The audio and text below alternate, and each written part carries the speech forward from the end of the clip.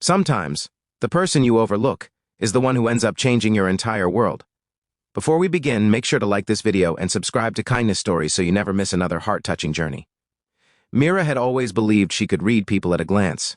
The way their clothes, posture, and confidence whispered their stories before they opened their mouths. So the first time she saw the boy on the old squeaky bike, she barely gave him a second thought. He rode the same road every morning, his faded backpack bouncing against his back, his jeans frayed at the knees, and his hair messy like he had no time to look in a mirror. To her, he was just another poor village boy trying to get through his day.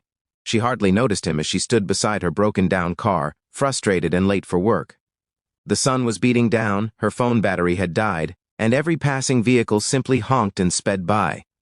She whispered angry complaints to the universe, oblivious to the fact that someone had stopped right beside her, quietly studying the flat tire with concern. It was the boy on the bike. "Are you okay?" he asked, his voice gentle but steady. Mira blinked, startled.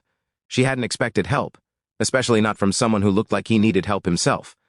I think it's just the tire," she muttered. Without hesitation, he parked his bike, pulled out a small metal kit from his backpack, and crouched beside the car. She watched in stunned silence as he worked with quick and practiced hands, his face focused, not waiting for praise or acknowledgement.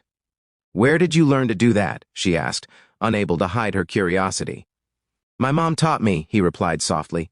"She always said, even if you don't have money to give, you still have hands to help." Something in his tone, tender, almost fragile, made Mira's heart tug. As he finished and stood up, dusting his palms, she tried to offer him money, but he stepped back. "No, ma'am, I don't do kindness for payment." Then he smiled, small but sincere, and rode away before she could even thank him properly. The moment stayed with her longer than she expected, lingering like an unfinished sentence she couldn't stop rereading in her mind. The next morning, Mira found herself scanning the busy road for the boy on the bike, though she insisted to herself that she had no reason to. But when she saw him pedaling steadily, the sunrise glowing behind him, she felt an unexpected warmth spread through her chest. Something about him, soft-spoken, humble, quietly determined, pulled her curiosity deeper than she wanted to admit. She followed him from a distance, unsure why, until he stopped in front of an old community center, with peeling paint and a broken sign. He parked his bike and rushed inside. Mira hesitated, then walked closer and peered through the dusty window. What she saw made her breath catch. The boy was surrounded by children, some barefoot, some wearing clothes too big or too small, yet all of them smiling as he unpacked books, pencils, and little containers of food from his tattered backpack. He wasn't there to receive help. He was there to give it. Mira stepped inside slowly, almost afraid she would disrupt something sacred.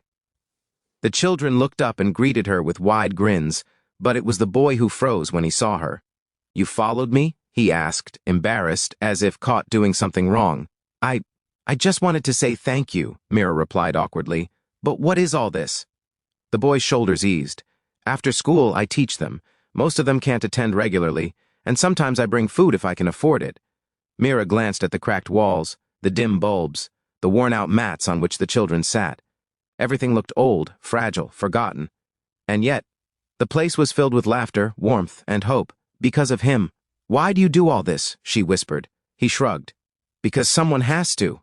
His words settled into her chest like a seed finding its eye soil. Mira felt something unfamiliar rise inside her, shame for her assumptions, admiration for his heart, and an unexpected determination she couldn't explain. She stayed for an hour, watching him teach, listening to the children giggle, feeling her own world shift quietly, like a tide turning. Mira couldn't forget what she had seen. The following week, she returned to the community center, this time with bags of supplies, books, snacks, art materials, and even proper mats for the children to sit on. The boy stared in shock as she walked in, struggling under the weight of everything she brought. "Why are you doing this?" he asked, bewildered. Mira smiled gently. "Because someone has to," she echoed his own words back to him. His eyes softened, and for the first time, she saw him not as a poor boy on a bike, but as a young man carrying more responsibility and compassion than most adults she knew. Over the next months, they worked together almost daily. Mira helped repair the center, repaint the walls, organize lessons, and even set up weekend activities. The children adored her. And the boy, whose name she learned was Arav, became her partner in every effort, always patient, always kind. One afternoon, as the children ran outside to play, Mira asked him a question that had lingered in her heart. "Arav, what drives you to do all this?"